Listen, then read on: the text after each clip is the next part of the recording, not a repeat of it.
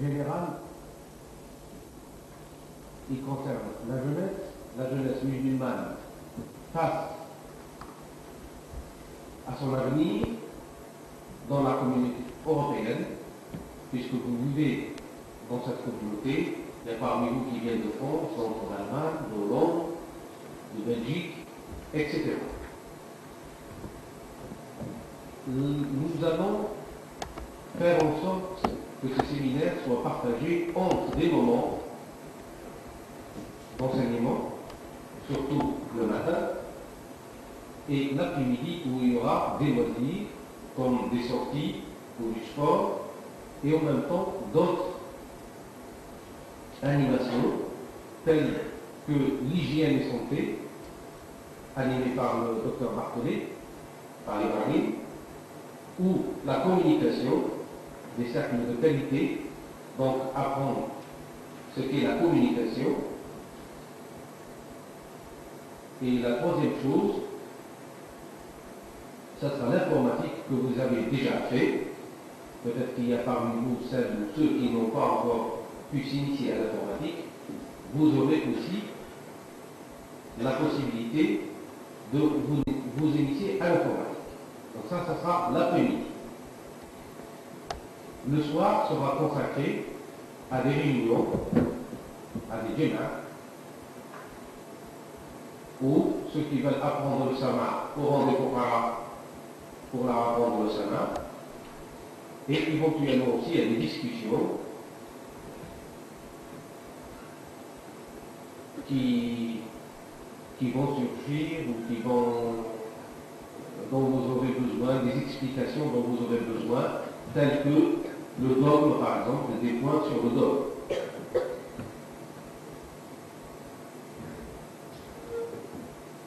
Alors, nous allons commencer ce matin, cette matinée, par faire un tour d'horizon, à la fois historique,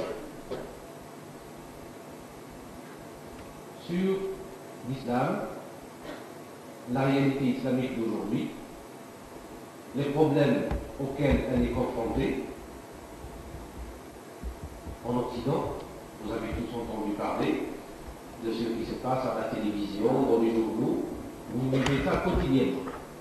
Et je souhaitais que vous participiez, c'est-à-dire que si vous ne comprenez pas quelque chose ou si vous avez des questions à poser, vous le faites en levant le doigt et je vous passerai la parole, afin que ce cours soit très animé. Pour une question d'organisation, vous allez être partagés en 4 groupes, ou 5. Ça dépendra du nombre. Vous allez être partagés en 4 groupes ou 5 groupes, d'une vingtaine de jeunes, avec chaque fois des responsables, 4 ou 5 personnes qui seront responsables avec vous. Cela pour faciliter l'organisation. C'est-à-dire, surtout pour les après-midi, la matinée, nous serons tous ensemble. Mais pour les après-midi, il y a ceux qui vont faire du sport ou des sorties, et il y a un groupe qui va faire l'informatique, un autre groupe qui va aller dans la salle hygiène et santé, un autre groupe fera du dôme. Ça, c'est pour faciliter les choses.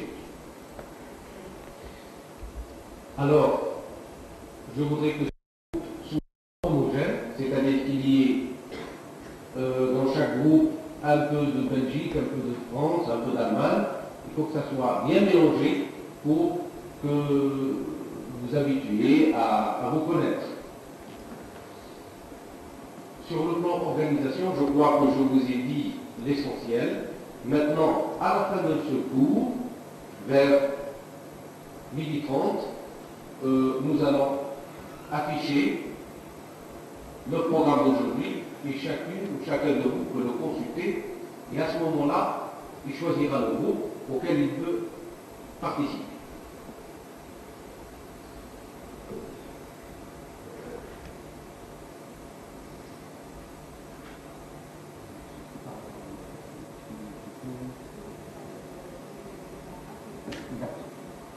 Alors pour ceux qui ne comprennent pas le français, je vais tâcher de parler en arabe. بعد السلام والتحية لجميع الفقراء والفقيرات الشباب اللي حاضر معنا اليوم في هذا الملتقى. نطلب من الفقراء والفقيرات يحضروا القلوب بتاعهم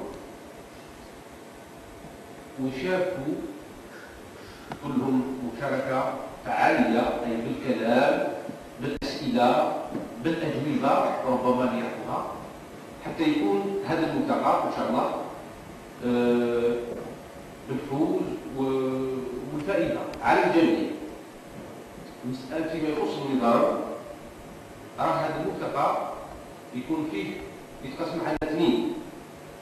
في الصباح تكون دروس خاصة بالمسائل الإسلامية عامة، خاصة فيما يخص بالشباب ومستقبلهم هنا في أوروبا. ثم بالمساء من بعد الفطور بالمساء يكونوا عدة مسائل كالرياضة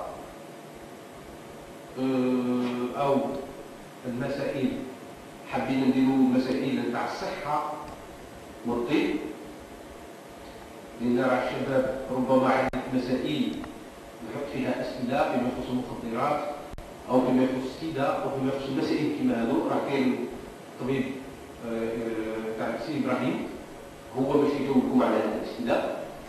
ثم كاين سي العلوي باش يتكلف المسائل تاع الرياضة. ثم عندنا سي مالك باش يتكلف فيما يخص لا كومونيكاسيون. لا كومونيكاسيون، ما هي لا كومونيكاسيون؟ هو الإنسان اليوم في المجتمع كيفاش يستطيع أن يعيش مع الآخر بأسلوب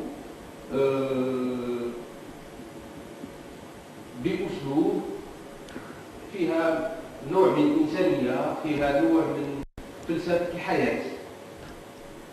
ثم كاين شي حاجة مثلا يعطيكم بعض التعليم فيما يخص الفقه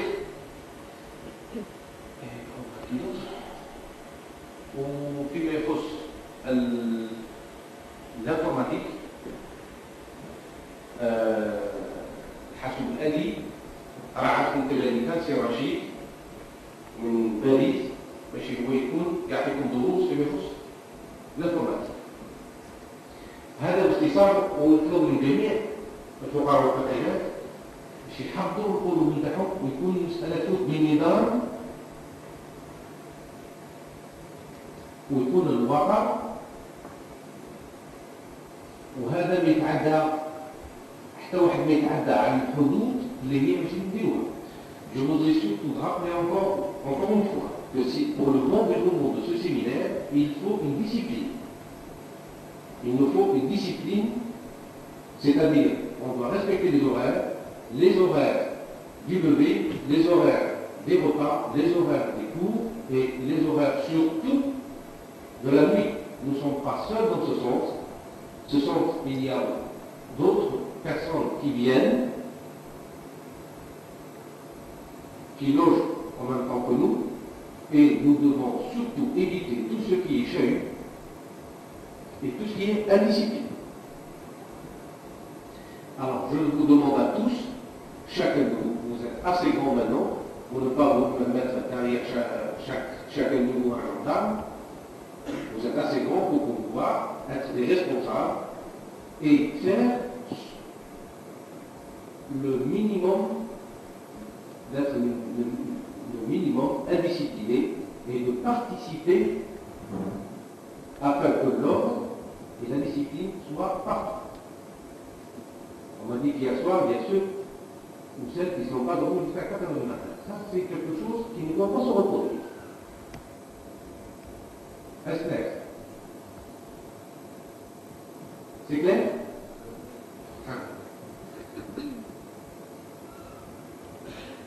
Bon, je pense que maintenant, on va libérer vous pouvez commencer à votre travail et on se retrouve à 12h30 prochain.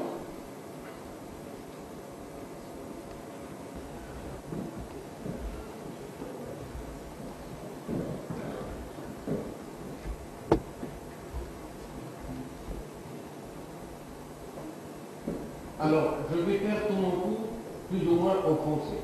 Et j'essaierai simultanément de parler en arabe pour ceux qui ne comprennent pas la langue française.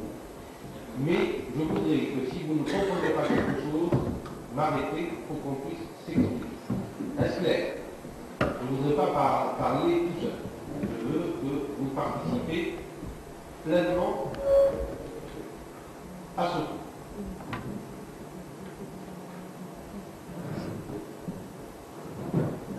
Alors ça, je vais traduire en allemand parce qu'il paraît que mon arabe n'est pas si compréhensible. Et il y a même ceux qui ne comprennent pas l'arabe. Donc on est obligé de...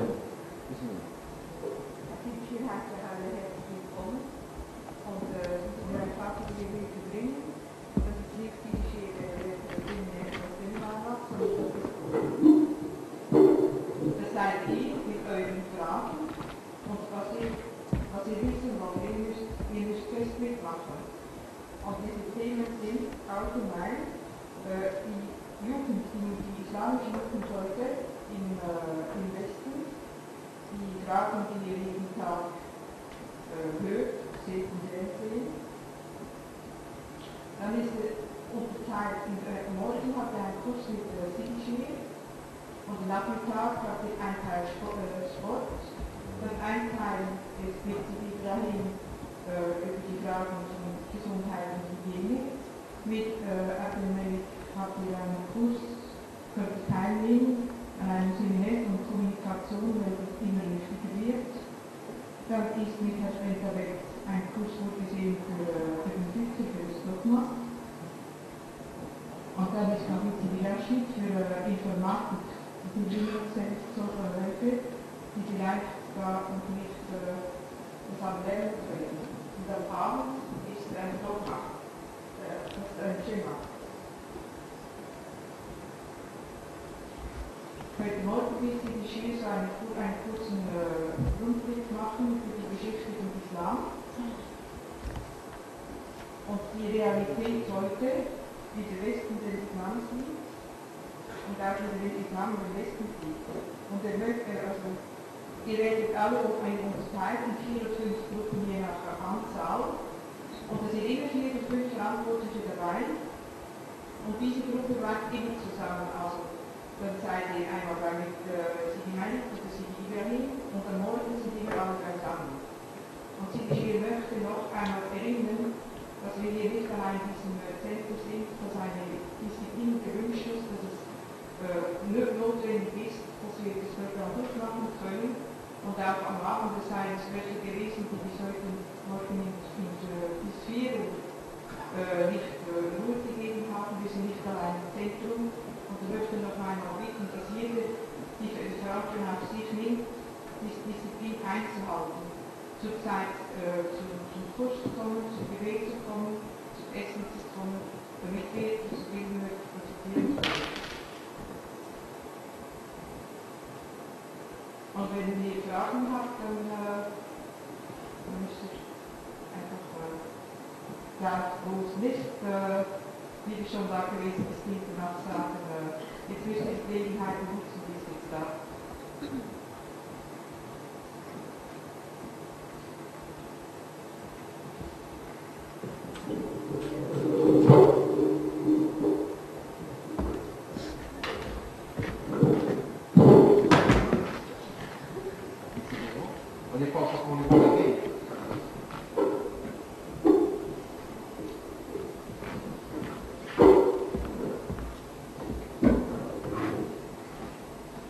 Alors, comme je vous ai dit, je veux que vous soyez des participants.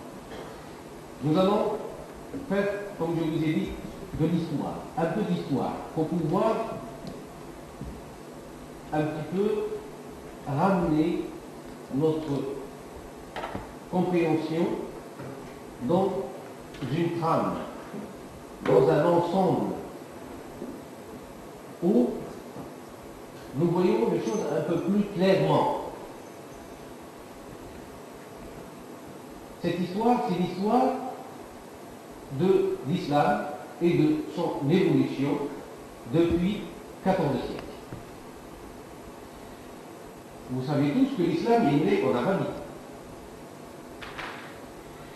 est que l'islam est une religion monothéiste. Vous savez ce que ça veut dire, monothéisme. Le monothéisme, c'est la religion du Dieu un, qui parle de l'unité. La religion qui parle d'un Dieu unique. C'est aussi bien le judaïsme que le christianisme ou l'islam font partie de ces religions qu'on appelle monothéistes. Le contraire de monothéisme, c'est le polythéisme, qui lui a une notion différente de la divinité. Ce n'est pas le Dieu un, mais une multitude de divinités. Donc l'islam fait partie de la branche des religions monothéistes. Religion du Dieu unique. Cet islam est né en Arabie, donc au Moyen-Orient. Le berceau, d'après les recherches scientifiques, l'un des berceaux de l'humanité. C'est dans ce Moyen-Orient, entre ce qu'on appelle le croissant fertile, c'est-à-dire l'Irak, la Syrie, jusqu'en Palestine, le sud de l'Arabie heureuse, le Yémen, la côte est africaine avec l'Éthiopie, le Kenya et l'Égypte. C'est dans ce croissant-là, c'est dans ce coin-là de la Terre que l'humanité, que les origines de l'humanité, en tous les cas jusqu'à présent, les recherches scientifiques actuelles nous démontrent que c'est de là que l'homme est né. Et c'est dans cet immense désert qu'est l'Arabie, la péninsule arabique, qui est née à la Mecque, l'islam. Et la naissance de l'islam se résume au début à un homme qui s'appelait Mohammed bin Abdillah. Mohammed, son nom était Mohammed. Il était mécois d'une famille de notables, une famille connue à la Mecque. Je pense que vous avez tous plus ou moins approché ou connu ou étudié la vie du prophète. Je ne vais pas rentrer dans les détails de la vie du prophète parce que ça nous prendra beaucoup de temps et cela nécessite peut-être un séminaire spécial concernant que la vie du prophète. Donc je reviens à l'homme. Cet homme qui s'appelait Mohammed a été l'homme qui, par la grâce de Dieu, par le vouloir divin, était envoyé, préparé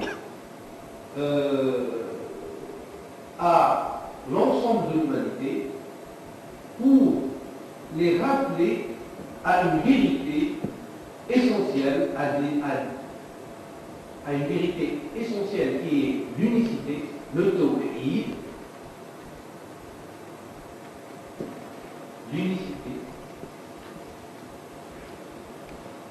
et à prêcher une voie, un chemin, une philosophie, une sagesse, un savoir-vivre, une discipline de vie, un comportement, un ensemble de choses qu'on appelle religion ou qu'on appelle religion islamique, à proprement parler. Cela a demandé beaucoup d'efforts, beaucoup de temps, beaucoup de persuasion, beaucoup d'ijtihad, beaucoup de combats, beaucoup de djihad. Il ne faut pas non plus le cacher. Mais quand on fait l'histoire du prophète, nous voyons deux grandes périodes. de sa vie, ou je dirais même 3 périodes de sa vie. Sa période avant d'être prophète, c'est-à-dire la période avant 40 ans. Qu'est-ce qu'il était cet homme? Cet homme, c'était un homme, je vous avais dit, né d'une famille honorable, mécoise, mais cet homme-là occupait des fonctions. C'était un commerçant, parce qu'à cette époque-là, la Mecque était un centre commercial très important, et une cité marchande où transitaient tous les caravanes qui montaient du Yémen. Le Yémen, donc, c'est le sud de l'Arabie, avec des produits qui venaient de Chine, de l'Inde, de l'Afrique noire. Et ces caravanes remontaient avec ces produits-là vers la Mésopotamie et vers la Syrie. Et de là vers Byzance, de là vers l'Europe. Et la Mecque était un carrefour de ces caravanes. Et c'est pour ça que les habitants de la Mecque étaient, la plupart d'entre eux, étaient des commerçants. Et des commerçants très habiles. Donc c'était un centre, qui dit centre de commerce, dit aussi centre d'idées. Il y avait beaucoup d'idées de passage. Il y avait des gens qui passaient par là qui étaient chrétiens, d'autres qui étaient juifs, d'autres qui étaient sabéens, d'autres qui étaient de différentes religions, des différentes religions africaines, asiatiques, transitaient par cet endroit, par cette cité marchande qui était la Mecque. Mais il y avait surtout dans cette même Mecque un endroit qu'on appelait la Kaaba. La Kaaba. La Kaaba. Donc la Mecque, déjà la ville sainte de la Mecque. Cette ville sainte de la Mecque, c'était, on a dit, une cité marchande. Mais une cité, c'est une cité. C'est très important, l'islam est né dans la cité. Il n'est pas né dans les montagnes. Il est né au sein d'une cité. Donc, là, vous suivez la Mecque.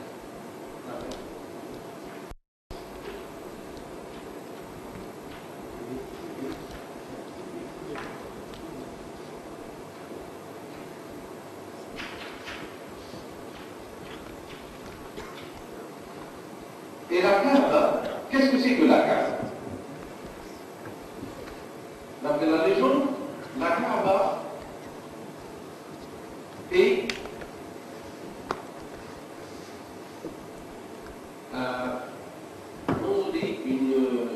une édification, un temple fait par Abraham, construit par Abraham et son fils Ismaël. Sidna Ibrahim et Sidna Ismaël. Et c'est grâce à ce temple, c'est grâce à la Kaaba, que cette cité de la Mecque est née. C'est autour de la Kaaba que la cité de la Mecque est née. Et c'est vrai pour des raisons tout à fait géographiques, parce que quand on voit la réalité de la ville de la Mecque, où il n'y a pratiquement rien, il n'y a pas de terre fertile, il n'y a pas de forêt, il n'y a pas de cultivé, il n'y a pas d'oasis. C'est que du rocher. C'est une immense, c'est une vallée, petite vallée, entourée avec d'immenses montagnes. Tout autour, ce sont que des montagnes basaltiques où rien ne pousse. Donc l'homme ne serait pas venu habiter cet endroit s'il n'y avait pas là quelque chose d'autre, quelque chose de subtil, quelque chose qui rappelle quelque chose de sacré qui soit assez forte pour pouvoir maintenir l'homme dans cet endroit aussi désertique. Donc l'histoire de la Kaaba, c'est Sidna Ibrahim qui a construit avec son fils Sidna Ismaël la Kaaba, et ça a été le début de l'occupation de la vie, et certaines tribus sont venues à droite et à gauche pour porter secours, pour vivre dans le voisinage de Sidna Ismaël, et c'est comme ça que est née la Mecque. La Mecque est née autour du temple, le temple sacré de Dieu, ce temple dédié au divin, à Dieu un. Ça c'est au départ. Mais au temps du prophète, cette religion d'Abraham, cette religion de ce qu'on appelait les Hunafa, on n'appelait pas musulmans, on les appelait les Hunafa, les Hanifs, les gens de l'unité, de l'unicité, ceux qui étaient les purs. Cette religion avait été dégradée. Au fur et à mesure, les hommes se sont éloignés de la religion primordiale, la religion de l'unité, pour en faire une religion, pour faire une religion un peu, où on fourrait un peu tout, il y avait tous les dieux, et autour de ce temple qui était la Kaaba, au temps du prophète, il y avait plus de 350 idoles. Donc chacun avait mis là une idole qui lui plaisait, une idole qui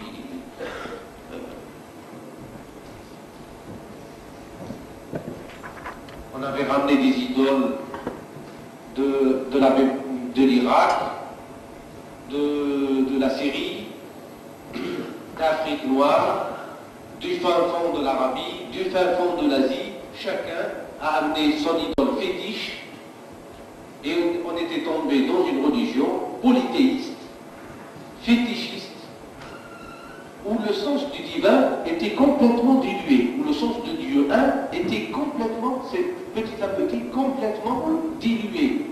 On s'en souvenait il n'y avait que très peu de gens qui s'en souvenaient.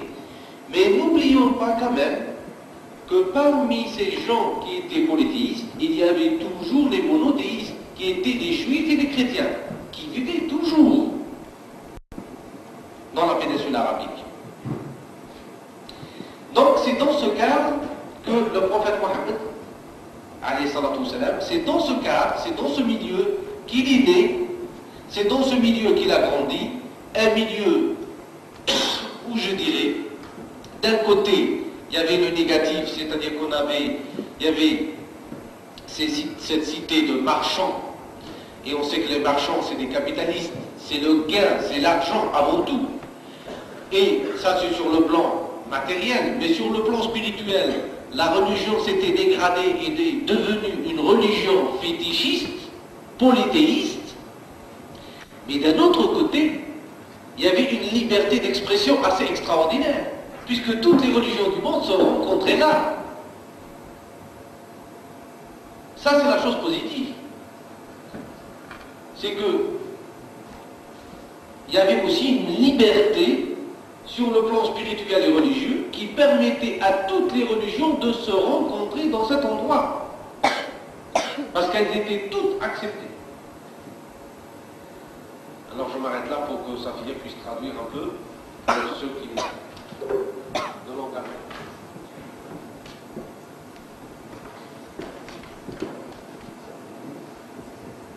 الأديان السماوية أي خاصة الأديان أديان التوحيد تتكلم على أن الله سبحانه وتعالى واحد، وهذه الأديان له وجود وله دور حساس في المجتمع. الإسلام زاد في وسط مدينة كانت تعرف لسبب تجاري وكذلك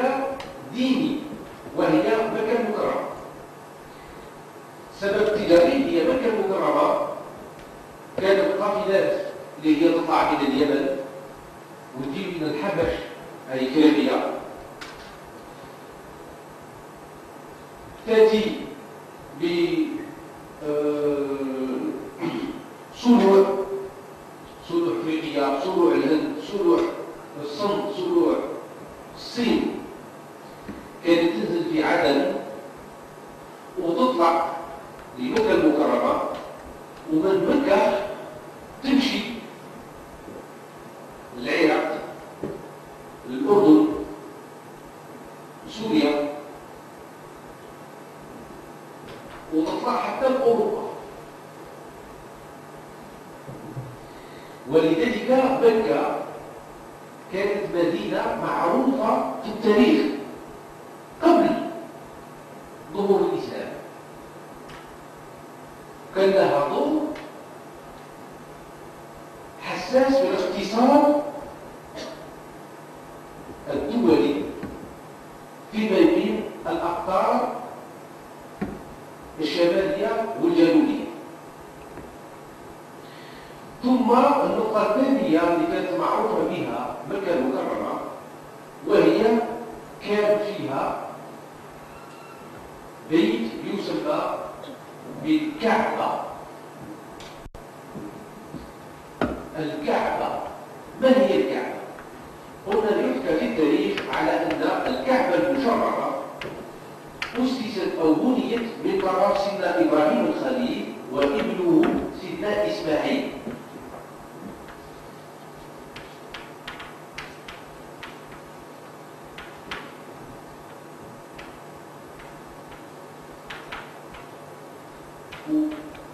الكعبة المشرفة هي التي كانت سبب في بنيان أو في وجود مكة المكرمة في مكان اللي هي موجودة فيه الآن. والسبب سهل، لأن مكة ما فيها إلا الجبال، ما فيها شيء أراضي خصبة، ما فيها شيء واحات والإنسان يجب يغرس الشجرة أو يدير الفلاحة. كان من الضرورة الإنسان ما يجبش يعيش في واحد المكان وين ما يوجدش فيه الفلاحة، ولذلك وجود مكة مشروط بوجود الكعبة. لما كانت الكعبة مقدسة من طرف العرب ومن طرف سكان الناحية الجزيرة العربية، بل صارت بلاد تعيش بالتجارة وتعيش كذلك بالحج أو الزيارة اللي كانت تكون من طرف سكان الجزيرة العربية. بل مكة أصلها الكعبة المكرمة، والكعبة المكرمة أصلها إبراهيم الخليل. وهذا إبراهيم الخليل من هو؟ هو نبي رسول، ونبي رسول معروف في التاريخ على أنه هو نقول رسول التوحيد، لأن قبل سيدنا إبراهيم الخليل التاريخ يهرب علينا، ما نعرفوش، ما نحصوش التاريخ، وإنما من سيدنا إبراهيم الخليل بدأ مع سيدنا إبراهيم الخليل دين التوحيد بالأسلوب أو بالفلسفة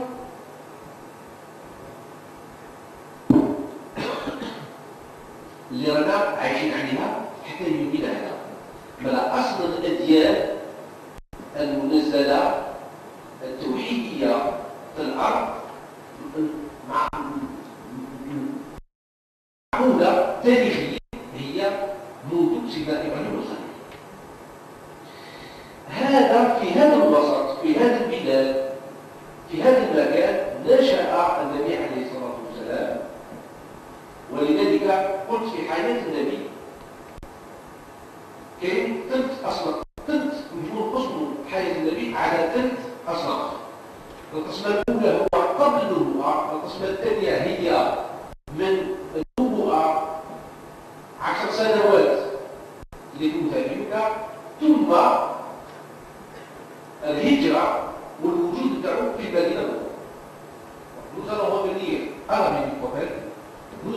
que le prophète avait trois, on pouvait partager sa vie en trois grands épisodes. On peut la partager en plus, mais schématiquement, pour ramener les choses à l'essentiel, nous allons la partager en trois grandes périodes. ثلاث أقسام. القسم الأولى نشأة الرسول عليه الصلاة والسلام وحياته حتى الأربعين. La première tranche, c'est la naissance de sa naissance jusqu'à 40 ans. La vie du prophète de la naissance jusqu'à 40 ans. Qu'est-ce qu'il a été, qu'est-ce qu'il a fait, comment il s'est comporté. Ça, c'est la première tranche de la vie du prophète. La deuxième tranche de sa vie, c'est de 40 ans jusqu'à 50 ans, ou 51 ans. C'est sa vie à la Mecque et le début de la révélation coranique, le début de sa mission en tant que prophète. Ça, c'est la deuxième tranche de la vie du prophète. الصدر الثاني من حياة الرسول عليه الصلاة والسلام وهو من بداية الوحي في مكة المكرمة إلى هجرته من مكة المكرمة، أي حوالي ما بين 10 حتى 11 سنة. Ça, c'est la première, c'est la deuxième tranche de sa vie. Jusqu'à la troisième tranche qui débute avec l'immigration ou la fuite, ce qu'on appelle l'hijra, l'égir, de la Mecque à Médine. Ça commence avec l'égir et ça finit avec son désir, sa mort.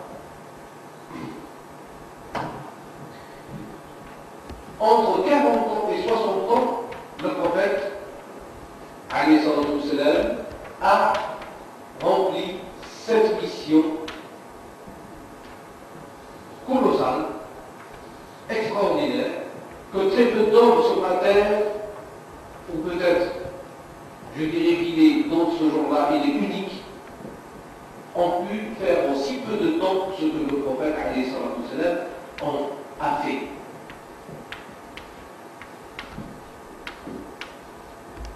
Si on enlève 40 ans de sa vie, qui a été une vie comme monsieur tout le monde, il a fait du commerce, il s'est marié, il a eu des enfants, il a voyagé, il a rencontré des gens, il a connu beaucoup d'idées, je vous ai dit, l'islam était dans une cité.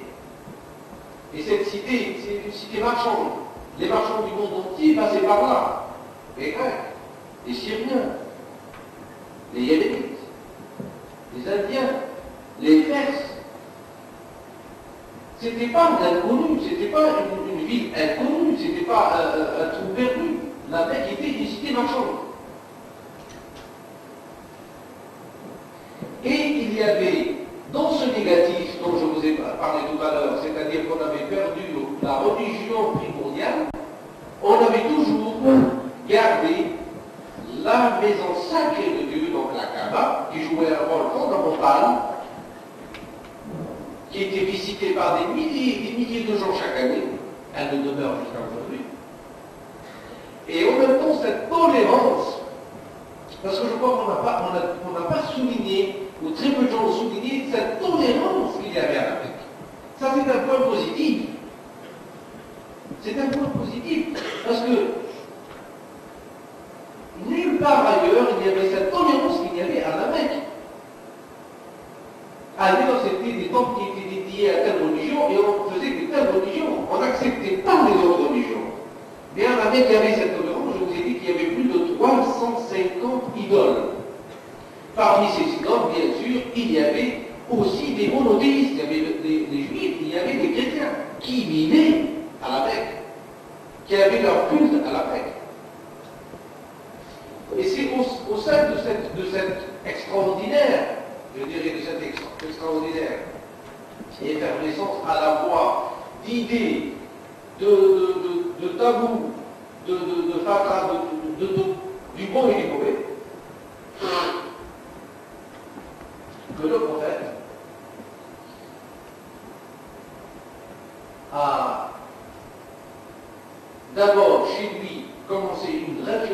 très profonde. La soif de la vérité. Où se trouve la vérité dans tout ça? Quel est le bon chemin à prendre? Et c'est là qu'il a décidé de faire des retraites. Il a dit le meilleur moyen pour mettre mes idées au clair, pour savoir où je vais me retirer du monde. Je vais faire le point. Et il partait dans les montagnes qui ont sauvé la Mecque pour faire le point, pour méditer. Il n'y avait chez lui qu'une chose de sûre, c'était la religion d'Abraham, qui lui a été transmise, ou qui a été transmise de génération en génération aux habitants de la Mecque. Et cette religion d'Abraham se résumait qu'il y avait un Dieu qui était puissant, omniscient, qui pouvait, avec qui l'homme pouvait avoir une relation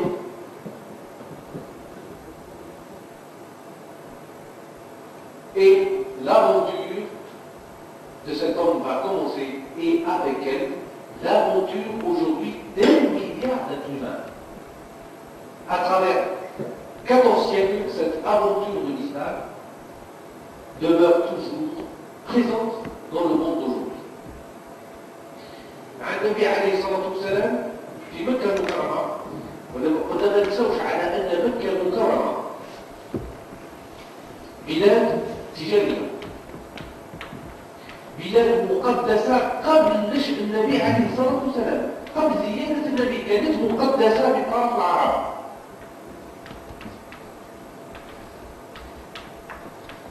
بل في حياة أو الطرف الأول من حياة النبي عليه الصلاة والسلام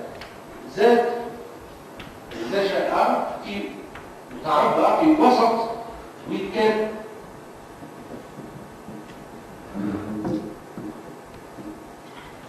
الخلق أو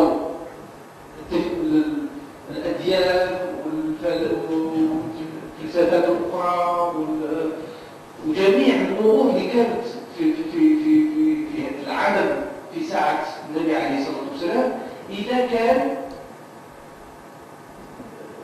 تتلاقى في مكان مكرم، لأن التجارة تجار كانوا يجوا تجار نتاع سوريا يجوا العرس، تجار نتاع اليمن، يجوا تجار نتاع مصر، يجوا تجار اللي هما نتاع الفرس، وكل ذلك يجي معاه الفكرات أو الفلسفات أو الأديان اللي هو كان عايش بها. من الأخبار كلها كانت تتلاقى في مكان مكرمة، وهذه ما كانتش في بلاد أخرى من غير مكة المكرمة. علاش؟ لأن أهل مكة المكرمة كانوا يعطوا حرية الأديان، كل واحد كان يدين كما يبغي. احنا عند المسلمين اليوم احنا نشوفوها بنظرة نقص، كانوا عايشين في الجاهلية حقيقة، انه واحد الوجهة كانوا يضدوا الدين الحقيقي أو الدين الإبراهيمي، دين التوحيد. وإنما من وجهة أخرى كانت هذه حرية الأديان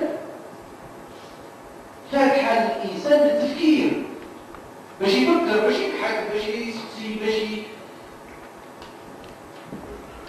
كانت نوع من الحرية اللي ما كانتش كاينة لا في دمشق ولا في اسطنبول، كانت قسطنطينوبل في هذا الوقت، وإلا لا الفرس، لا عند الفرس ولا عند اليونان.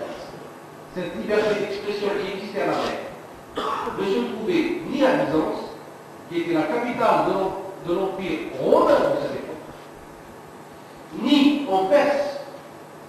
C'était les deux empires, les deux grands empires de cette époque. Alors, qu'est-ce qui s'est passé? Je vous ai dit que le prophète de plus en plus était assoiffé de vérité. النبي عليه الصلاة والسلام في هذا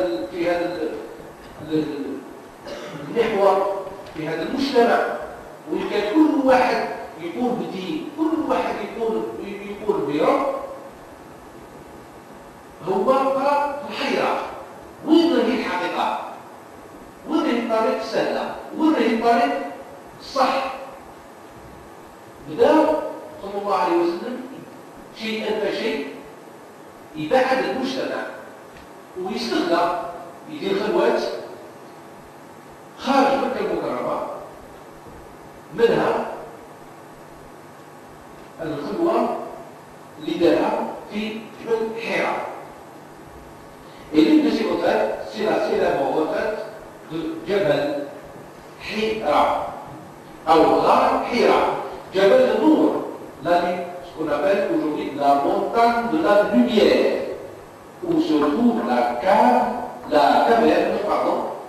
du mont Hira.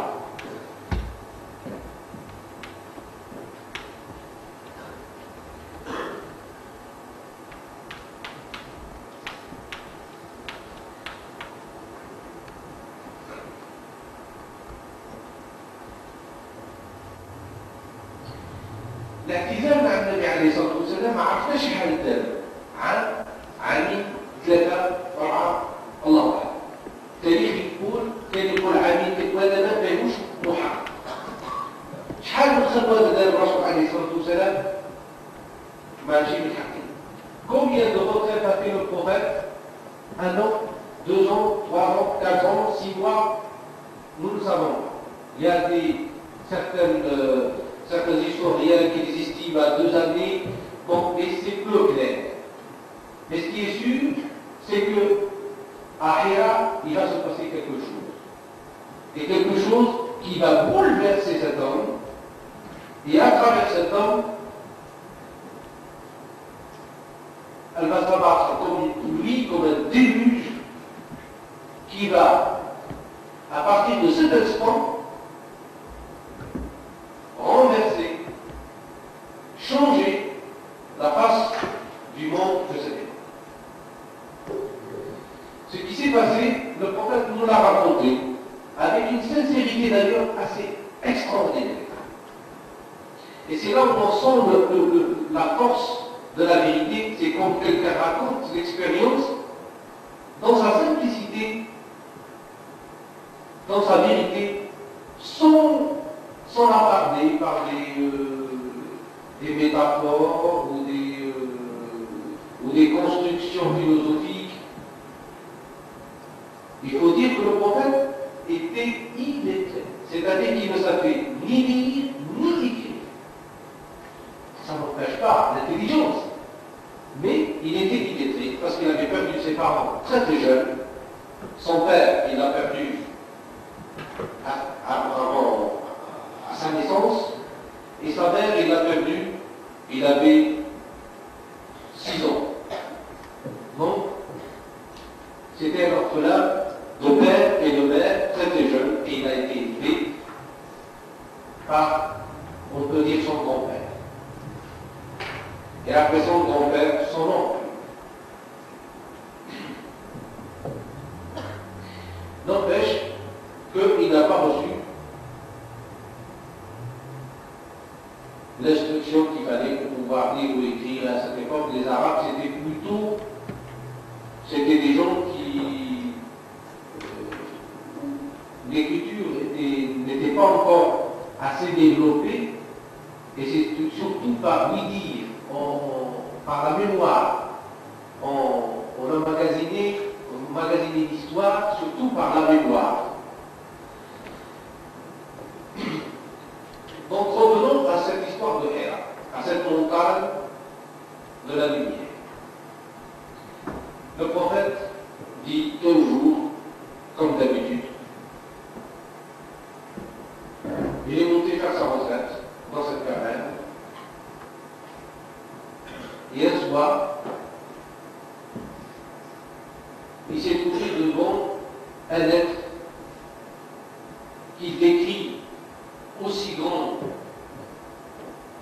dont les pieds étaient sur terre et la tête rejoignait le ciel, quelque chose d'énorme, quelque chose d'inimaginable, donc un être inimaginable, un être de lumière,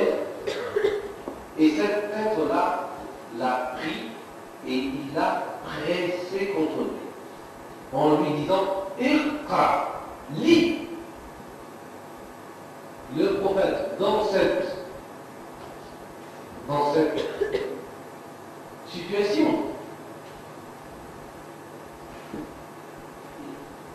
La première, quand il a pressé pour lui dire lis, il lui a dit ma ana biqari. Mais je ne sais pas lire. Il l'a pressé encore une deuxième fois en lui disant iqra, lis. Et le prophète répondait mais je ne sais pas lire. Et la troisième fois, cet être, il lui a dit iqra, lis. Iqra bismi rabbika alladhi khalaq. Lis au nom de ton Seigneur qui a créé. Et là, la première sourate, le premier verset est arrivé par ce contact, par cette expérience qui va laisser le prophète dans un état de frayeur, dans un état de faiblesse, de frayeur, de peur et de doute extraordinaire. Et c'est là où on voit la sincérité. C'est parce que c'est un homme qui n'a pas été préparé. On ne l'a jamais préparé, on ne lui a jamais dit que vous allez être prophète. Il ne s'attendait pas à ça. Lui, il cherchait sa propre vérité. C'était un homme qui était connu pour sa droiture, un homme qui était connu dans toute la cité comme on l'appelait Amin. Et Amin, en français, ça veut dire l'honnête. Les gens venaient laisser leur argent chez lui. Les gens, quand il y avait un conflit, on l'appelait pour essayer d'amener, de faire du bien entre les gens. Et voilà qu'il lui arrive cette expérience, alors que lui, il cherchait tout simplement la paix. Il cherchait la paix, c'est tout. Le prophète Mohammed n'a jamais prétendu à quoi que ce soit. Il n'a jamais prétendu être prophète ou rechercher la prophétie ou demander la prophétie. Jamais. C'est seulement plus tard qu'il a compris le cheminement de sa vie et qu'il a vu que c'était indubitable, Dieu l'avait préparé à cette mission bien à son insu. Mais après la révélation, pas avant la révélation. النبي بن حراء النبي عليه الصلاة والسلام هو يحكي عن نفسه.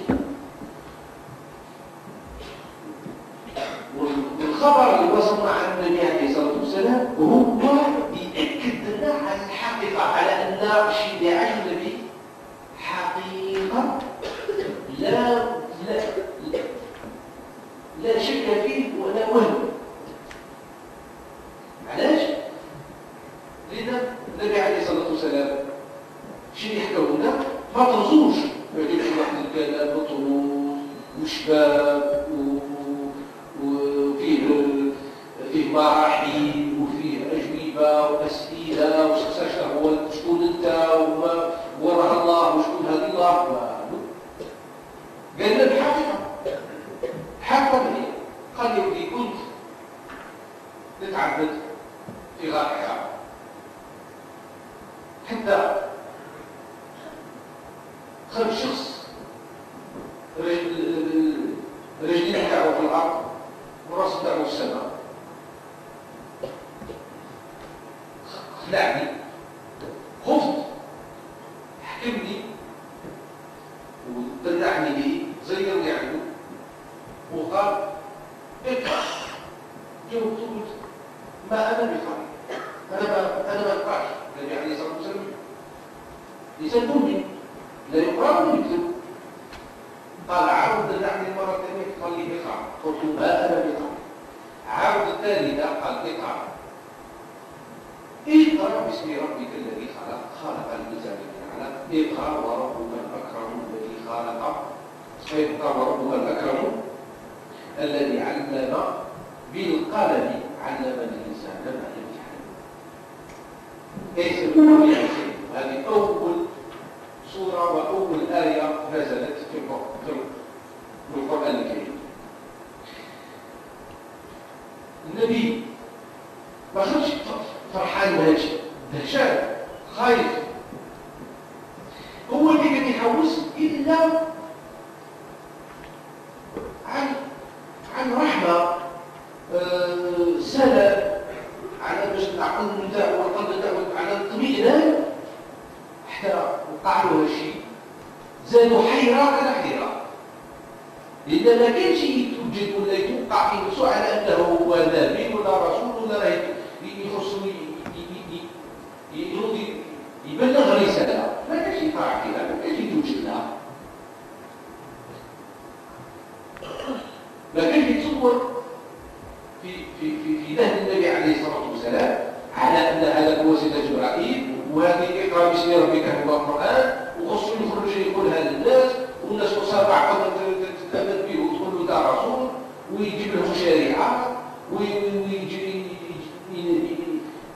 ويجيب معه كتاب ويعرفهم بحقائق إلهية شرعية اللي هو بنفسه ما قراها ما عرفها ما تعلمها هذه ليست ماشي حاجة معقولة.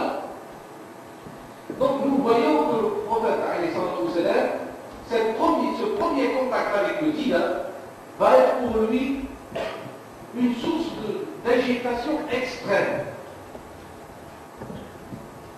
Une source d'agitation extrême. D'où sa sincérité. C'est là qu'on voit la sincérité des prophètes. Durant toute cette première époque, alors qu'est-ce qu'il va dire? Il va dire je suis fou. Il va commencer par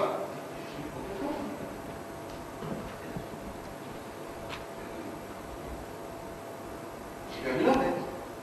La solitude alimentale m'a fait perdre la tête. Après il dira non, bon, il retourne chez lui, il retourne dans ses affaires. Non, il pense que oui, il a toujours son raison, non, sa femme lui dit mais non, tu es chrétien, il n'a pas de problème. Alors il va dire que c'est un démon.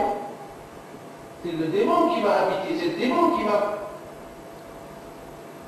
Alors sa femme lui dit, mais pourquoi on ne va pas consulter quand même des gens qui, eux, sont versés dans ce savoir? On va les consulter. Voilà Bouddha, qui était un homme connu à la Mecque pour être un très très grand sage. Et cet homme-là était un chrétien.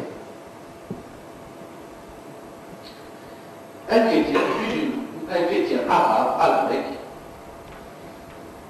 Il est très connu pour sa sagesse, pour ses connaissances, en ce qui concerne la religion, en ce qui concerne le dîme.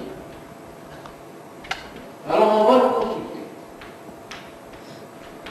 Et cet homme-là va confirmer au prophète, ou va affirmer des choses au prophète, dont le prophète n'en revient pas. C'est possible. Il va lui dire, écoute-moi, tu es le prophète attendu. Anta ar-Rasul al-Muqtar. Tu es le prophète attendu.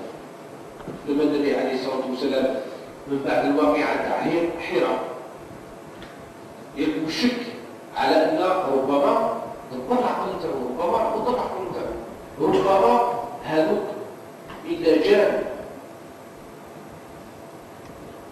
يبقى يتساءل الزوجة الكون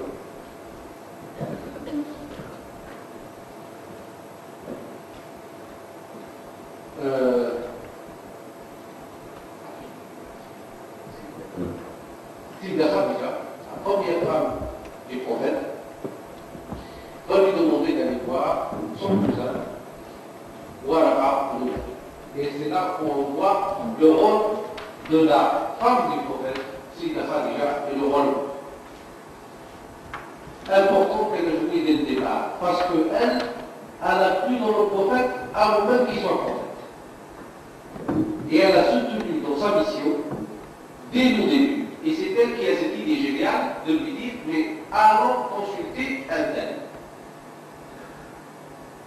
C'est ce qui a été fait. On va consulter cet homme, et cet homme-là confirme tout à fait et affirme au prophète qu'il est le prophète attendu, que sa mission va être une mission difficile, qu'il va être chassé de la Mecque, que les Mécois, ceux qui l'aiment vont lui jeter des cailloux, vont essayer de le tuer. Et le prophète ne croit pas, non? Il ne croit pas, non? Et c'est pas possible.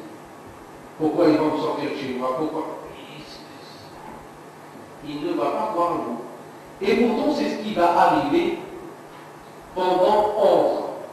Parce que le prophète, pendant 11 ans, les premiers temps, il va refuser sa mission. Il ne va pas l'accepter. Il va dire non. Moi, je ne suis pas fait pour cette mission. Moi, je ne suis pas fait pour être prophète. Je ne connais rien, je ne connais pas. Mais petit à petit, c'est un homme qui va se transformer. Parce que maintenant, il n'a plus besoin d'aller dans le désert ou dans la montagne pour recevoir la révélation. Mais la révélation vient à lui et le surprend dans tous les instants de la vie. Il est là, il parle avec des gens, et d'un seul coup, c'est un débat qui arrive, et la révélation arrive. Et le prophète tombe dans un évanouissement. C'est tellement fort que le prophète est obligé de se coucher à chaque fois. Et quand il se réveille, il a inscrit dans sa mémoire les versets qui lui ont été révélés.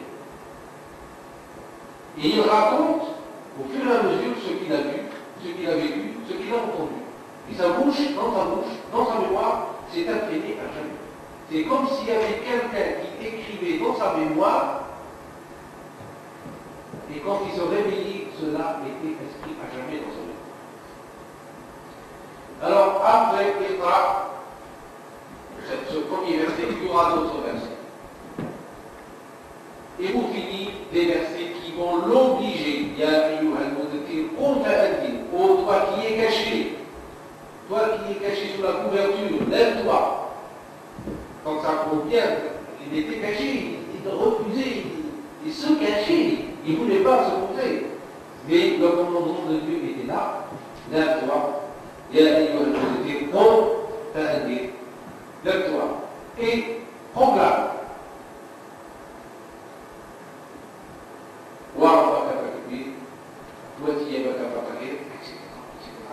Et la révélation ne va pas s'arrêter pendant des années et des années et des années. Et nous avons, je crois que tout le Coran est beau, tout le Coran est très beau, mais les plus beaux versets et les plus beaux ouvrages, je crois qu'on les voit à l'époque de la Mecque. À cette époque, à ces 10 premières années. Je crois que c'est là qu'on ressent une intensité et une force dans la révélation qui nous secoue au plus profond de nous. Parce que c'était, peut-être qu'à midi, le prophète avait déjà l'habitude de recevoir la révélation. C'était toujours la révélation. Mais ce premier jet de la révolution, c'était une lumière tellement forte. Et le prophète était dans une innocence telle et dans une sincérité telle que c'est comme des jets, des flammes, des jets de lumière, de flammes qui sont transposés à travers les mots et les lettres. Et c'est un jeu. Quand on lit le Coran en arabe, c'est d'une beauté inimaginable, en prose, en vers, il y a de tout, c'est incomparable. C'est incomparable. Et ça va durer pendant 11 ans. Et pendant 11 ans, le prophète va dans la Mecque, dans cette cité qu'il aimait, avec des gens qu'il aimait aussi. Ça va être le début d'un conflit, et d'un conflit qui va se terminer dans le sang. Pendant 11 ans, le prophète va inciter ses amis, ses parents, ses compatriotes à abjurer la religion polythéiste, la religion de ces idoles qui pour le prophète ne pouvaient ni servir. C'était bon à rien, elle ne pouvait ni nuire, ni servir à quelque chose. Et petit à petit, il va le creuser, il y a un fossé qui va se creuser entre lui et les Bécois, à tel point qu'ils vont le détester, le frapper, le chasser, tuer les membres de sa famille, vouloir le tuer lui-même, et il ne donnera le salut qu'à la fuite vers Médine, cette ville qu'on appelait avant le prophète Yédi, et qui devient, avec l'arrivée du prophète, Al-Madina al-Munawwara, la ville illuminée. Al-Madina al-Munawwara. Donc, cette première tranche, cette deuxième tranche, on a parlé de la première tranche du prophète, de sa vie, cette deuxième tranche, ça sera la tranche de la révélation, la première révélation, qui va commencer par le doute et qui va finir par la fuite. Le prophète va être patient, il va accepter toutes les humiliations qui vont lui être faites pendant 10 ans, pendant 11 ans. Toutes les humiliations, il va les accepter. Le prophète va défendre les faibles. Il va, parce que cet islam, ce n'est pas qu'une théorie. Je vous ai dit que cet islam, c'est aussi une façon de voir le monde et de le vivre. Et l'islam va amener des valeurs humaines extraordinaires. Il va condamner l'esclavage. Il ne va pas le condamner dans les faits, il va le condamner dans la forme. Il va dire l'homme ne peut pas être esclave de l'homme, parce que les créatures sont des créatures divines. L'homme ne peut pas être exploité par l'homme. Le riche n'a pas autorité sur le pauvre. La richesse, ce n'est qu'un emprunt. Dieu vous a, ce n'est qu'un crédit que Dieu vous a accordé. Ce n'est que quelque chose qu'on vous a confié. Il va parler des libertés de l'homme. Il va alourdir, il va amener là toute une partie d'une conscience, parce qu'on dit que l'islam a débuté. Le fondement de l'islam, c'est il a une conscience et une vertu.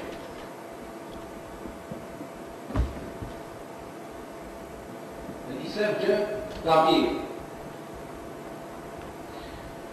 جاء إحسان أخلاق مواقف يختارها الإسلام خاصة في البداية ما نهضروش على الإسلام الشرعي نهضروا على الإسلام الروحي المعنوي في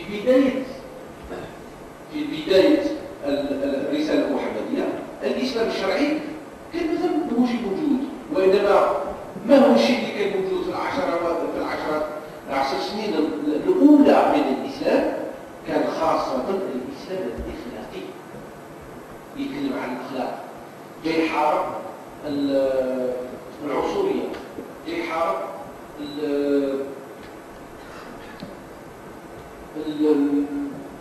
الأمور عبادة الشخص عبادة الحجر الكرامة يعلي كرامة الإنسان يشرف الإنسان. Donc tout, dans le début de l'islam, nous avons non l'islam légaliste, l'islam de la loi, de la charia, mais c'est surtout l'islam de la vertu. L'islam qui vient imposer l'unicité avec une force considérable, avec une violence, je dirais même considérable, qui impose Dieu comme un, mais donc ça c'est une, et qui accentue, qui appelle, qui réveille l'homme à une vertu nouvelle, à une conscience nouvelle, qui condamne le racisme, qui est égalitaire, qui parle de la communauté des hommes, la communauté des biens, qui parle aussi de la rahma, de la miséricorde.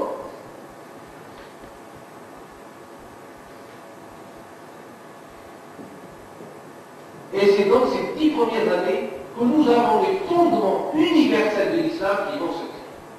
Donc les fondements universels de l'islam se sont faits à la Mecque. Elles se sont affinées à Médine. Parce que nous allons passer d'un islam à la Mecque, qui est un islam mystique, à l'islam à Médine, où ça va être un islam où la communauté va s'organiser, un islam législatif, politique, diplomatique, un islam d'État. C'est ça les deux phases de l'islam. C'est que la première phase de l'islam, qui est la phase grécoise, c'est l'islam de l'amour. C'est l'islam de la conscience, de la vertu, de l'amour, mais qu'il y a aussi de l'autre côté la haine du polythéiste, la haine de ce qui est faux. Vous comprenez? Mais c'est aussi l'islam sans épée. L'islam à Médine, à la Mecque, c'est un islam où le prophète n'a jamais sorti d'épée. Il n'a jamais voulu convaincre par la force.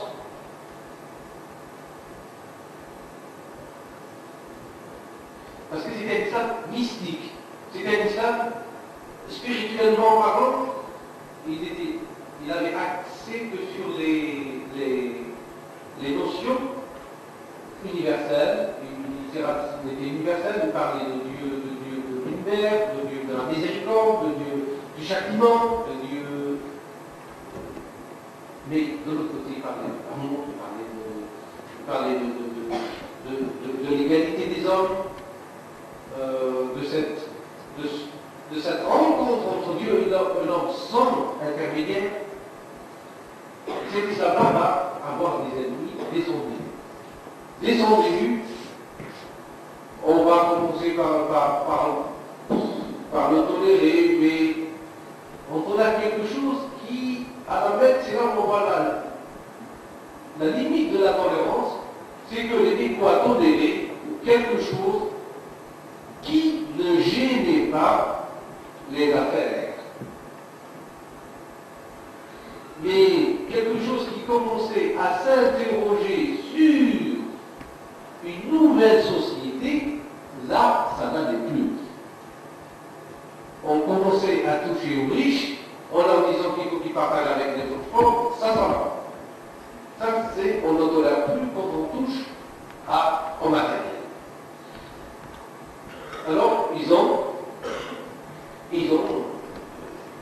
voulu, par tous les moyens, arrêter cette nouvelle religion qui n'était même pas pour une religion, c'était une phobie. C'était quelqu'un de bien, mais bon, il pensait rapporter la réalité. Il était gentil, il avait toutes les qualités. Mais on l'a appelé, on lui a dit, mais écoute, laisse-nous tomber avec la religion, nous on veut de toi un roi, on fera de toi un roi. Voilà, on tente d'être notre roi, qui a toutes les qualités pour être le premier d'entre nous. Alors on tente la royauté. Il viendra le roi de la Mecque et des Mécois, et de toutes les arts de la région. C'est pas ça qui m'intéresse. Ce qui m'intéresse, c'est que vous croyez en Dieu un, c'est que vous faites la charité, c'est que vous abolissez les secrets. Non, ça c'est pas possible. Remettre en question notre société, non, ça c'est pas possible. Mais par contre, si c'est une question de pouvoir, nous te donnons le pouvoir. Et c'est là où on voit que le prophète ne cherchait pas le pouvoir. ولن ندعو النبي عليه الصلاه والسلام لما ذاك الرساله في مكه المكرمه 11 سنه هو يتكلم وهو يبلغ وهو يرشد الا بالسلام. وانما ما كانتش الاستجابه من طرف قريش. علاش؟ الاستجابه ما كانتش ما كانوش يحبوا النبي عليه الصلاه والسلام، كانوا يحبوا النبي وكانوا يقولوا على انه هو اخير شخص في مكه المكرمه، ولذلك عقبه قالوا يا محمد اذا حبيت تكون ملك علينا احنا نعبدك، راك تكون انت الملك لان انت اخير من كل واحد منا، انت تكون او تكون الامر بتاعك، وانما بعدنا عن هذا الدين. وما علاش بعدوا عن الدين؟ علاش ما قبلوش الإسلام ما قبلوش الإسلام ماشي مسألة كانوا يحبوا الأديان الأخرى، لا، ما قبلوش الإسلام لأن الإسلام جاي يبدل ويغير في الحياة الاجتماعية اللي كانت عندهم في هذاك العصر، وهو جاي يقوم بالضعيف، يعطي حق الضعيف، يطلب من الإنسان الدمان، الإنسان اللي هو واحد الدمان باش يقسم أو يعطي من الرزق نتاعو للناس الضعفاء. أي الإسلام جاي يكرم بنو آدم، وهذه طريقة ما قبلناش، لأن علاش؟ خاطر يتبدل وتغير في الأوضاع الاقتصادية والسياسية وهالشيء غير مقبول. هذه وجود الفقرة الثانية من حياة النبي عليه الصلاة والسلام من بداية الوحي إلى الهجرة، وكذلك نعرف عن طريق القرآن الإنسان كي يقرأ القرآن يشوف الصور المكية ويشوف الصور المدنية. في الصور المكية كاين قوة، كاين واحد القوة في الصور المكية فيما يخص التوحيد، فيما يخص العدل، فيما يخص الإنسان. نجيبوا كل صور مكية هلتك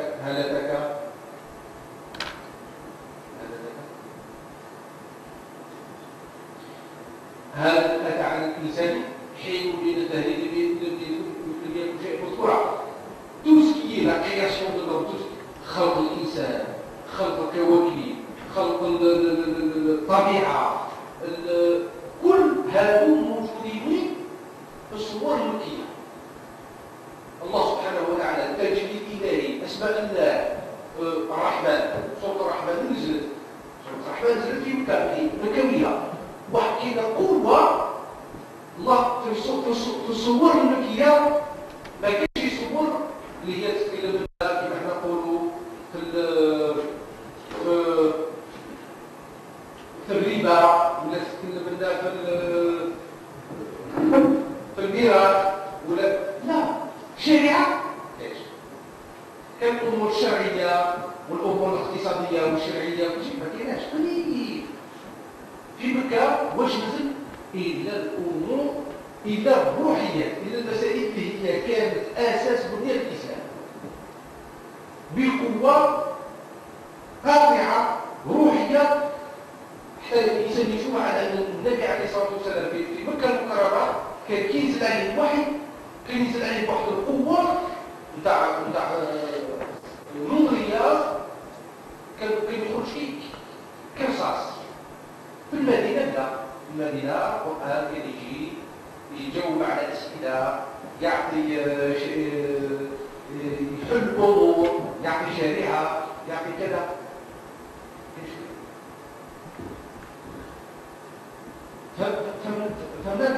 فهمتوا؟ Alors,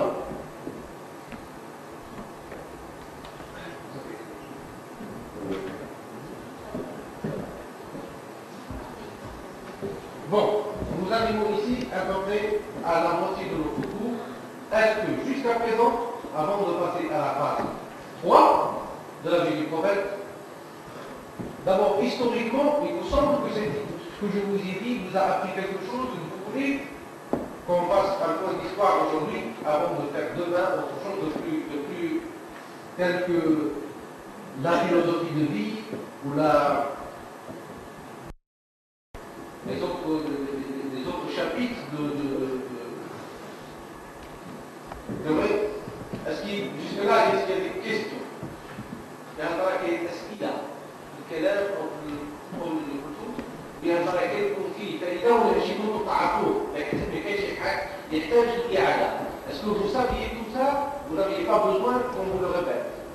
Ça a été pour vous une bonne chose que de le répéter aujourd'hui ou de le découvrir aujourd'hui.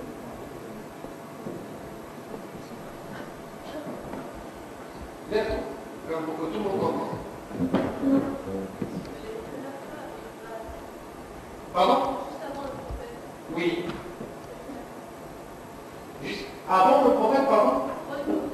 Oui. Écoute là. Oui.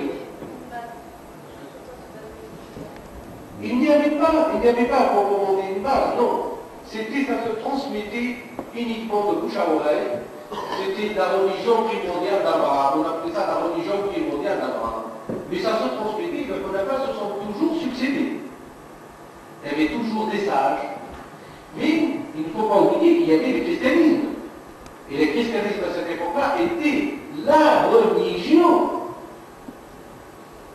la dernière religion du monde.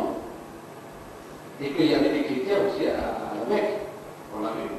C'est eux qui ont confirmé, si on veut, la mission du prophète. C'est quand même un chrétien. Et parmi les grands, un prêtre chrétien. Avant le prophète, si bien sûr, j'ai dit qu'il y a eu la révélation, et il y a eu le christianisme avec Jésus, et avant Jésus, il y a eu le judaïsme avec Moïse. Bien sûr qu'il y a eu une révélation. Sur l'islam, non, l'islam est arrivé avec le prophète, on ne peut pas dire que ça.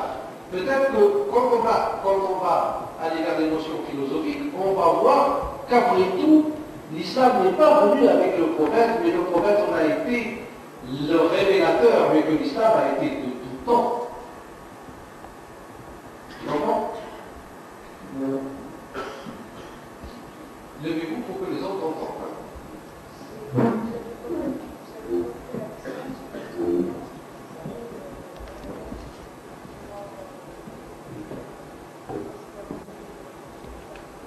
Alors, si moi je t'entends pas, je ne pense pas que ceux qui sont au fond de la cour peuvent t'entendre.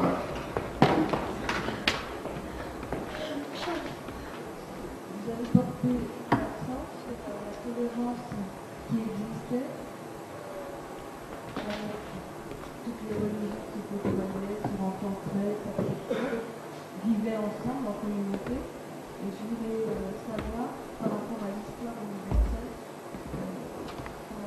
quand c'est la rencontre de l'homme qui est arrivée, à quelle époque, est-ce que par rapport à l'histoire universelle, il y avait des guerres de religion, des conflits, par rapport à la Mecque? Absolument. La Mecque, on ne faisait pas de guerre de religion à la Mecque, mais les guerres de religion étaient partout. C'était l'époque où à Byzance, on se posait beaucoup de questions. Il y avait le christianisme était divisé en différentes écoles, différentes sectes. Et c'était une époque assez troublée. Au niveau religieux, c'était une époque assez troublée. Ailleurs, je parle bien ailleurs. À la Mecque, les gens ne prêtaient pas tellement attention, c'était une ville ouverte. C'était une ville ouverte.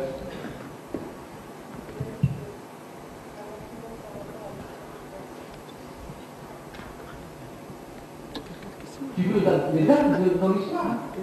Ah ben c'est à peu près à 600, on peut dire, la date, on date à peu près le premier, il y a 622.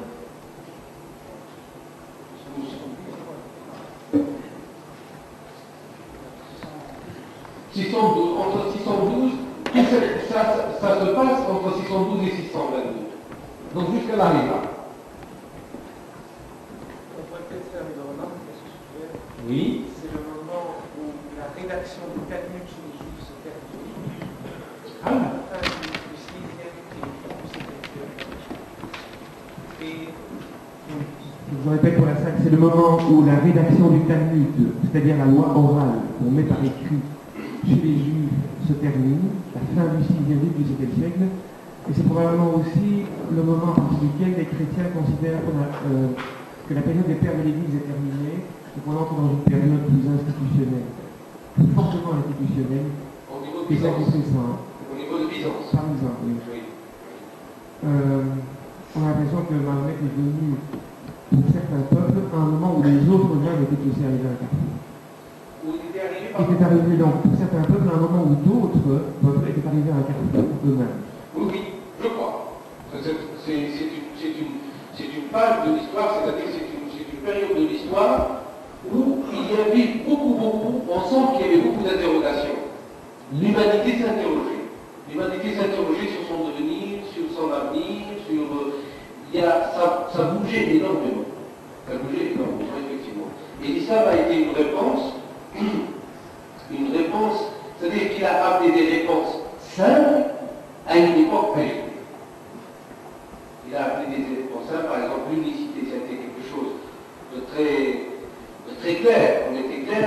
Il y avait aussi, c'est-à-dire que les religieux avaient une très grande importance à cette époque-là. Il ne faut pas oublier que le commun des hommes ne pouvait pas communiquer avec Dieu, sauf chez les Juifs, mais c'était une minorité. Mais dans les autres communautés, que ce soit en Perse ou en Byzance, en Empire romain, on avait besoin d'un intermédiaire qui était prêtre, qui était cardinal, qui était de toute une hiérarchie. C'est elle qui faisait la jonction entre l'homme et le divin. Donc ça c'était important. L'islam est venu, il a enlevé cette chose-là. Donc là on pouvait communiquer directement avec Dieu. Je voulais faire aussi une remarque sur ce que vous avez dit dans votre conférence. À la Mecque, il y avait une tolérance importante, de nombreuses sectes, de nombreuses religions qui étaient permises. Cela ressemble très fort à ce qu'on découvre dans d'autres périodes de l'histoire, où la créativité étant permise, un florilège, une floraison de croyances, de conceptions, de découvertes scientifiques sont possibles. Et ensuite, il y a une sorte de simplification, de clarification qui doit se faire. Dans la tradition juive, on parle du désert. Il faut que l'homme passe par le désert pour découvrir Dieu, mais il faut aussi qu'il vive avec les autres, et que la multiplicité de ce que les autres lui proposent lui offre une créativité plus grande. Et ce qui s'est passé à la Mecque, je ne savais pas moi que la Mecque était une ville ouverte de ce type. Ça ressemble très fort à la période d'or de l'Espagne, où les chrétiens, les musulmans et les juifs vivaient en bonne entente, avant que la folie de Torquemada en fasse un cimetière. Mais ceci dit, c'est ce que je découvre. Mahomet a été dans une grotte, il a eu une révélation. Ça ressemble très fort à ce que Moïse avait fait précédemment. Moïse était berger dans le désert, il recherchait Dieu, et même s'il vivait près d'une ville, il avait besoin à un certain moment de cette grandeur, de cette unicité que permet le désert pour découvrir la vérité. Mais tous les prophètes de la Bible ont fait le désert. Donc je pense que le désert en tant que notion à la fois spirituelle et rituelle, en tant que purification. On passe par le désert, ça veut dire aussi on passe par la purification, c'est-à-dire par la négation de toute chose pour arriver vers le vrai. Il faut d'abord chasser en nous tout le reste. C'est un vide pour pouvoir recevoir la révélation. Voilà. Ça, c'est cette notion de désert avec qui il avait tous les prophètes. Je crois que Jésus, les 40 jours de désert, on les a symboliquement mis 40 jours, mais ils doivent certainement avoir au moins plusieurs 40 jours dans le désert. Et puis, tous les autres prophètes de la Bible sont tous passés par le désert, et beaucoup de sages, de l'humanité sont passés par le désert avant d'arriver à cette maturité spirituelle d'homme universel. D'autres questions?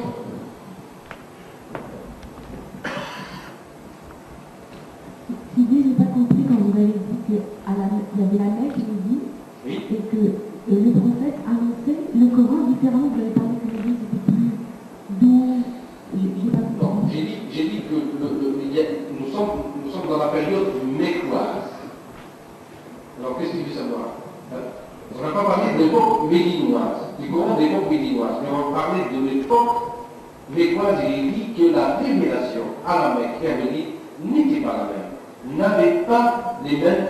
À la Mecque, si tu veux, c'était les fondements même, l'universalisme, les fondements, Dieu à la fois miséricordieux, mais Dieu aussi châtillon, très dur, l'affirmation de l'unicité.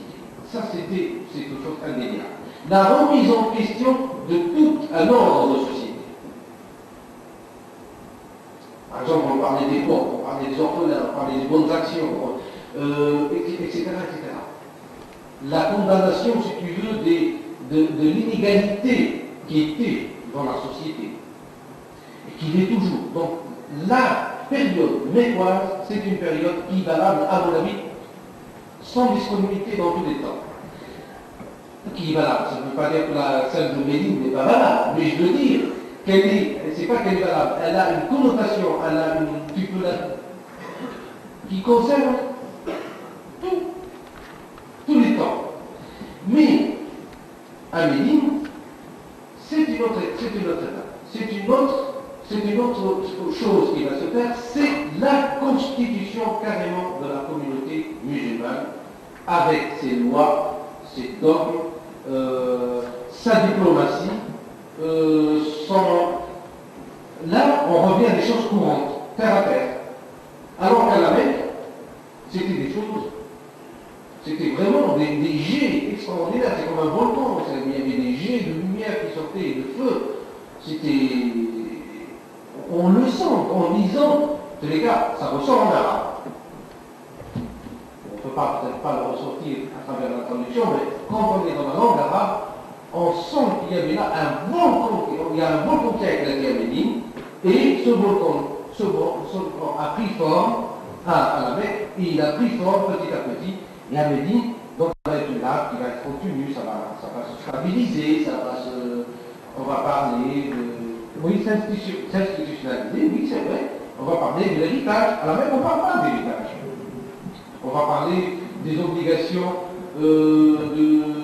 du divorce. On va parler de l'adoption. On va parler des tas de choses qui sont donc journaliers, des choses auxquelles l'homme est confronté dans le quotidien. Ça ne veut pas dire qu'on ne va pas parler de l'unicité, non. Il y aura aussi des versets, mais je veux dire, l'islam va se faire en tant que religion institutionnelle qui va se faire à Médine. Et ça, je crois que c'est cet islam-là qui nous concerne aujourd'hui, dans son aspect, je veux dire, politique, relationnel, et c'est cet islam-là qui pose aujourd'hui question. C'est est-ce que l'islam peut évoluer? Est-ce que l'islam peut changer? Est-ce que sa constitution, son droit, tu comprends? C'est cet islam-là, dans l'intégrisme chez les musulmans, par exemple. Si on peut dire qu'il y a des intégristes ou des fondamentalistes, ils rappellent toujours cet islam primitif, cet islam de Médine, qui était un islam pur de la première heure. Et c'est cet islam-là qu'on dit, mais revenons à la source, vivons cet islam-là. Et là, je crois que ça, c'est pas pour aujourd'hui, il faudra faire le débat pour demain. Maintenant, essayons déjà de savoir si cette première partie de ce cours a été bien comprise. Et s'il y a des questions pour que vous puissiez un petit peu tous participer, il faut parler plus pour vous que les autres puissent entendre. Pour la démarche des Mécois vis-à-vis de la religion musulmane, ils sont opposés à la religion musulmane parce qu'elle gérait la société. Remettez en cause. Oui. Mais les chrétiens et les juifs remettaient aussi en cause peut-être la société métal. Non, il n'a remetté pas. Parce qu'on vivait chacun dans sa communauté et on n'essayait pas de faire du prosélytisme les uns vers les autres. Mais ils avaient à peu près les mêmes dogmes dans le sens où la charité existait, la richesse elle existait, la pauvreté existait. Mais c'est pour ça que je disais que l'islam est venu avec une force extraordinaire à cette époque-là. Même si tout ça existait avant l'islam, cette révélation, bien sûr, quand tu prends les 10 commandements résument à peu près ce que les lois universelles contenues dans toutes les religions monothéistes. On les retrouve dans les 10 commandements. Ou quand tu lis par exemple les évangiles, tu trouveras que Jésus a parlé du pauvre et et de l'amour du prochain. Il y a une multitude de comparaisons, d'exemples et d'histoires. Mais l'islam les a rappelés d'une façon, d'abord à une époque, on a bien situé l'époque, c'était une époque charnière. C'était une époque charnière où il y avait dans le christianisme, il y a eu différentes écoles, différentes sectes. Il y avait beaucoup d'apocryphes, des évangiles apocryphes. On parlait